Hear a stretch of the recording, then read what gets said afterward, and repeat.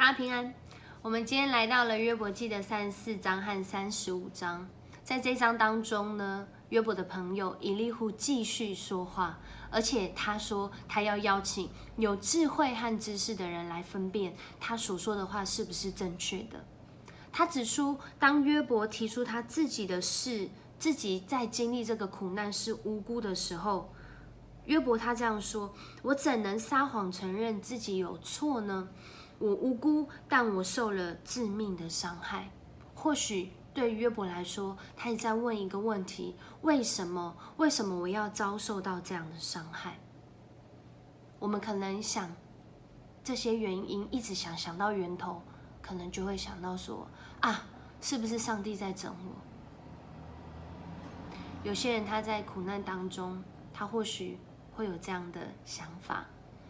而以利户他面对约伯的议题，他就说到：上帝是全然公义的，上帝会作恶吗？他会不公平吗？他是那位赏赐人生命气息，又是那位掌管万有、创造宇宙万物，而且他也知道每一个人心里面的心思意念，他鉴察每一个事件里面的内情。这样的上帝怎么可能会不公义呢？那么我们要回头来问，是不是约伯他在这个苦难当中，他其实没有完全向上帝承认过错？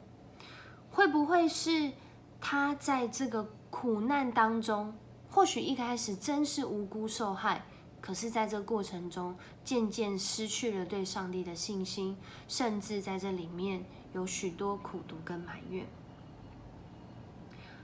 他特别提到，任何人，聪明的人都会知道，也会同意，约伯所说的话是无知的，因为当他去提出自己无辜的时候，他已经在得罪上帝了，因为他无辜嘛，所以那有益害他的不就是上帝了吗？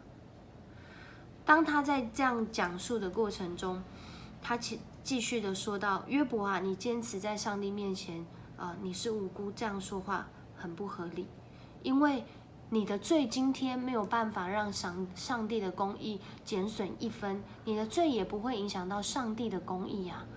而今天如果你公义的话，你也没有办法增添上帝是公义这件事情。所以一个人他的公义，他的罪恶所影响的，其实是从他自己到他身边的这些环境，还有他这身边的这些人。而他所做的好事，也不过是叫世人受益，上帝其实也没有被影响到。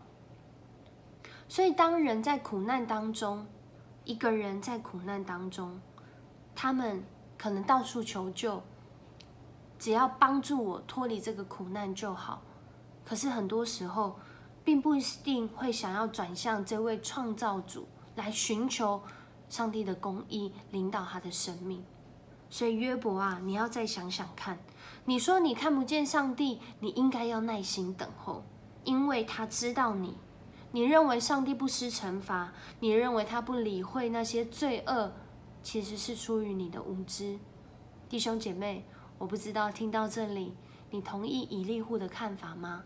上帝全然公义，但约伯他的无辜可能是出于他的罪恶。如果你不同意他这样的看法，一个人他真实会在无辜当中面对苦难，究竟是什么原因呢？我想神的话会持续带领我们来认识、来体会、来经历。愿上帝赐福你今天一天都走在上帝的心意里。拜拜。